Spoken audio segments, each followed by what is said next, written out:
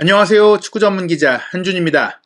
벌써 2022년 여름 이적 시장에서 3명의 선수를 영입한 토트넘 호스퍼, 첫 이적료 지출 영입 선수였던 3호 영입 이브 비스마 선수를 데려온 이후에 한동안 소식이 잠잠했는데요.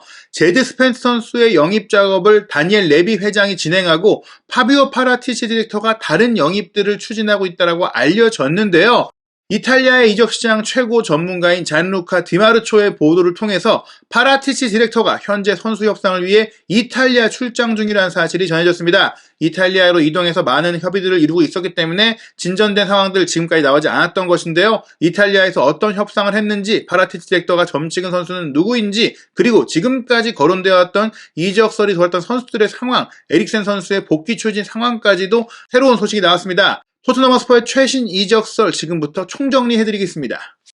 잔루카 디마르초의 최신 보도 내용입니다. 토트넘의 파비오 파라티치 디렉터가 이탈리아에서 이탈리아 클럽 AS 로마 그리고 삼프도리아와 접촉했고 협상을 하고 있다는 얘기인데요. 보도 내용을 살펴보면 일단 지난 1월 달에 유벤투스의 쿨루셉스키와 벤탄쿠르를 데려오면서 성공적으로 토트넘의 전력을 강화했던 파라티치 디렉터가 현재는 이탈리아의 밀라노에서 세리에 클럽들과 토트넘 선수들을 매각하거나 또 선수를 영입하는 협상을 벌이고 있다. 이렇게 소식이 나왔습니다.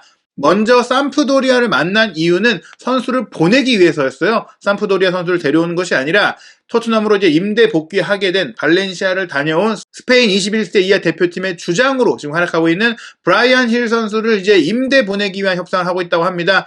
발렌시아에서도 원하긴 했지만 일단은 다양한 방식으로 힐 선수를 성장시키고 싶은 부분도 있어요. 이 선수를 이제 데려온 지 1년밖에 안 됐기 때문에 피지컬적으로나 전술적으로나 조금 발전하는 모습을 원하고 있고, 아마도 콘테 감독이 힐 선수를 장기적으로 쓰기 위해서는 스페인 라리가보다는 지금까지 해왔던 무대보다는 전술적인 부분, 그 체력적인 부분들을 좀 향상시키기 위한 상대의 거친 수비를 또 대응하기 위한 능력을 발전시키기 위한 임대를 추진하고 있는 것 같은데, 삼프도리아로 갈 가능성이 제기되고 있습니다. 사실 삼프도리아는 이선의 창조적인 선수를 찾고 있고 또 왼발잡이 선수를 찾고 있다 보니까 이강인 선수 영입에도 관심을 보였던 팀인데, 브라이언 힐 선수의 임대 가능성을 타진하고 있는 상황 속에서 이강인 선수와의 링크는 약해지고 있고요. 이강인 선수 같은 경우에는 현재 페예노르트의 공식 오퍼를 받은 상황인데 결정을 어떻게 할지는 지켜봐야 될 것 같습니다. 이탈리아에서 파라티치 디렉터가 하고 있는 또 하나의 협상은 바로 AS 로마와 선수를 주고받는 협상인데요. AS 로마는 토트넘의 감독이었던 주제 무리뉴 감독이 있기도 하고, 사실 주제 무리뉴 감독의 에이전트인 조르제 멘데스와 파라티치 디렉터가 굉장히 또 긴밀한 관계, 아주 밀접한 관계를 갖고 있다 보니까 원활한 협의가 가능한 상황이라고도 볼 수 있겠습니다. 물론 파라티치 디렉터가 무리뉴 감독과 직접 협상을 한다기보다는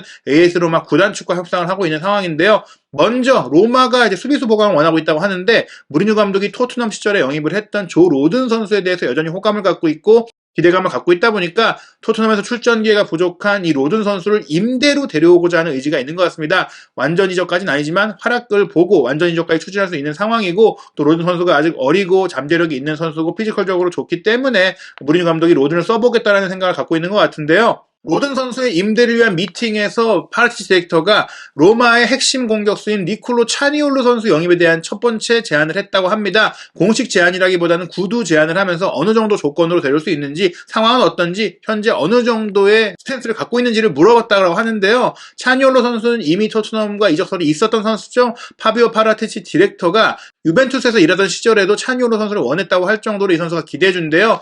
이 선수 AS 로마 유스 출신은 아니지만 이탈리아를 대표하는 유망주로서 인테르 밀란에 있다가 어린 나이에 로마로 스카우트가 됐고, 로마에 와서 본격적으로 프로 경력을 쌓았기 때문에 로마의 새로운 황태자다, 차기 에이스다, 이런 또 평가까지 받고 있는 선수거든요. 1999년생, 이제 만 22세로 본격적으로 프로 선수로서 뭔가 보여줘야 하는 나이의 선수인데, 이 선수가 오른쪽 윙어로 많이 잘 알려져 있죠. 왼발잡이고 190cm로 키가 크고 힘이 좋으니까 쿨루셉스키와 비슷한 선수라고 할 수 있겠는데, 이 선수도 쿨루셉스키와 마찬가지로 유스 시절까지 포함했을 경우엔 최전방 공격수, 왼쪽 윙어, 세컨드 스트라이커, 공격형 미드필더에 중앙 미드필드까지 가능한 전천후 자원이에요. 물론 프로 경력이 시작된 이후에는 거의 공격 라인에서만 활약을 했고 대부분 오른쪽 윙어로 뛰기는 했지만, 콘테 감독이 이 선수를 함께 한다면 조금 더 전술적으로 발전시킬 수 있고 측면과 전방을 아울 수 있고 이 중앙 지역까지 아울 수 있다라면 케인 선수와 쿠루스키 자리를 모두 커버하면서 활용할 수 있는 가능성이 있다고 볼 수 있겠습니다. 2018년에 로마와 계약을 했고 2019년에 재계약하면서 2024년 여름까지 계약돼 있어서 이제 계약이 2년 남았으니까 로마 입장에서는 지금이 가장 비싸게 팔 수 있는 상황이고 부상 리스크가 있는 상황까지 고려한다라면은 적절한 제안이 온다면 로마가 응할 수 있는 가능성이 있는데요. 이 선수의 기록을 좀 살펴보면 사실 이제 2020, 2021 시즌에는 십자인대 부상 때문에 거의 한 시즌을 날렸죠. 한참 이탈리아 대표 선수로서 뛰면서 또 2019년에 처음 로베르토 만치니 감독이 선발을 해서 9차례 A매치를 소화하면서 2골을 넣을 정도로 정말 빠르게 떠오르고 있었는데 부상 때문에 제도에 걸렸었거든요. 그런데 이 부상에서 이겨냈습니다. 2021-2022 시즌 세리에-A에서 28경기 출전 2골 5도움, 공격 포인트가 약간 아쉽긴 하지만 컨퍼런스 리그를 우승하는 과정 속에서 10경기 5득점 3도움, 특히 결승전에서 맹활약을 펼쳤기 때문에 이 선수가 완전히 돌아왔다는 평가를 받고 있고 공격 포인트 기록도 점점 상승되고 있으니까 신체 조건과 기술적인 부분과 왼발잡이라는 점을 봤을 때는 토트넘 호스퍼가 쿨루셉스키의 로테이션 멤버이자 주전 경쟁자이자 케인 선수의 백업까지도 볼 수 있는 선수다. 이렇게 낙점한 것 같습니다. 찬용로 선수가 워낙 로마에서 앞으로 기대받고 있는 선수이기 때문에 결코 적은 비용으로 데려올 수는 없겠지만 조 로든을 보내주는 협상이 동시에 이루어지고 있다는 것을 감안한다면 가격을 어느 정도 낮추고 원만한 협의가 될 수 있지 않을까, 실제 지출을 좀 줄일 수 있는 협의가 될 수 있지 않을까 싶은데요. 파라티스 디렉터가 대단한 것이 비아레알의 파우 토레스를 데려오려고 했던 과정에서도 로셀소디를 포함하는 등 로셀소를 좀 포함해서 얘기를 했고 히샬리송 선수를 에버튼에서 데려오기 위한 과정에서도 윙크스를 포함시키는 등 그 팀이 원할 만한 토트넘의 방출 대상 선수를 껴가지고 현금 지출을 최대한 낮춰서 투자해서 데려오겠다는 그런 스탠스를 보이고 있거든요. 로든과 차니올로의 이 교환 및 현금 포함 거래가 어떻게 진행될지 지금 협의 중이기 때문에 상황 지켜봐야 될 것 같고요. 그 외에 새로운 이름도 많이 나오고 있습니다. 파브리치오 로마노 기자의 보도에 따르면 라이프치히의 센터백 모하메드 시마칸 선수가 토트넘의 관심 대상에 있다고 합니다. 이 시마칸 선수도 2000년생의 어린 선수인데 프랑스 리그에서 이미 실력을 검증받았고 지난 2021-2022 시즌에 라이프치히로 이적해서도 괜찮은 경기를 보였거든요. 187cm의 키에 빠르고 빌드업 능력과 드리블 운반 능력이 있다 보니까 콘테 감독이 원하는 왼쪽 센터백에서 왼발잡이는 아니지만 왼발로도 패스가 가능하고 또 공을 끌고 올라가서 공격 가담을 할 수 있는 선수이기 때문에 이 선수가 상대적으로 조금 저렴하게 데려올 수 있는 옵션으로 또 다른 센터백 후보로 떠올랐다고 할 수 있겠습니다. 하지만 아쉬운 소식도 전해졌는데요. 파브리치오 로마노 기자의 보도에 따르면 크리스티안 에릭센 선수는 결국에는 브렌트포드 또는 맨체스터 유나이티드를 선택할 것으로 보입니다. 토트넘 호스퍼가 공식 제안을 하지도 않았고 최우선 옵션으로 여기지 않기 때문에 브렌트포드와 맨체스터 유나이티드가 적극적으로 먼저 움직였고 에릭센 선수는 이제 맨유와 브렌트포드 중에 한 팀을 골라서 최종 답변을 할 것으로 알려졌거든요. 일각에서는 이제 토마스 프랭크 감독의 최근 발언을 통해서 에릭센이 브렌트포드에 남기도 했다 이런 보도를 하기도 했는데 어찌됐거나 토트넘에 오는 것보다는 브렌트포드나 맨체스터 유나이티드로 가는 것이 유력한 상황이 됐다. 이렇게 볼 수 있겠고요. 베르바인 선수가 이제 아약스로 가는 것이 확실시 되고 있고 이제 서류 작업이 진행되고 있다고 전해졌는데 토트넘 허스퍼가 베르바인을 내주면서 아약스의 오른쪽 윙어인 안토니 선수를 영입하려고 했었잖아요. 그런데 안토니 선수의 상황은 맨유로 가는 것이 역시 유력하다고 합니다. 아약스를 이끌면서 안토니와 좋은 인연을 맺었고 안토니를 성장시켰던 에릭 테나 감독이 맨체스터 유나이티드에 가서 직접 안토니를 설득하고 있고 안토니도 테나 감독과 함께하고 싶다라는 의지를 보이고 있기 때문에 아무래도 안토니 선수는 가격적인 문제와 더불어서 맨유행이 유력해졌다. 토트넘으로 오긴 어려워졌다는 소식이 나왔고 에릭센 선수에 대해서는 스카이 스포츠의 토트넘 담당 기자인 리알 토마스 역시 토트넘으로 리조인 다시 오는 것은 굉장히 유력하지 않다 이렇게 얘기하면서 취재에 따르면 맨체스터 유나이티드로 이적하거나 브렌트포드에 남을 것이다라고 했기 때문에 아쉽게도 이제 많은 토트넘 팬들은 에릭센의 복귀 보기 어려울 것 같다라고 생각하시면 될 것 같습니다. 히샬리송에 관한 소식도 새로 업데이트가 됐는데요. 골닷컴 브라질판에서 조만간에 토트넘이 며칠 안에 히샬리송 영입을 위한 공식 제안을 할 것이다라고 하고 있어요. 일단 토트넘 같은 경우에는 이제 히샬리송 선수의 에이전트와 이제 얘기를 나누고 있고 또 얘기를 하고 싶고 개인적인 부분들을 좀 확인하고 싶어 한다고 해요. 첼시도 히샬리송을 원한다고 알려졌는데 일단 토트넘이 먼저 움직이고 있기 때문에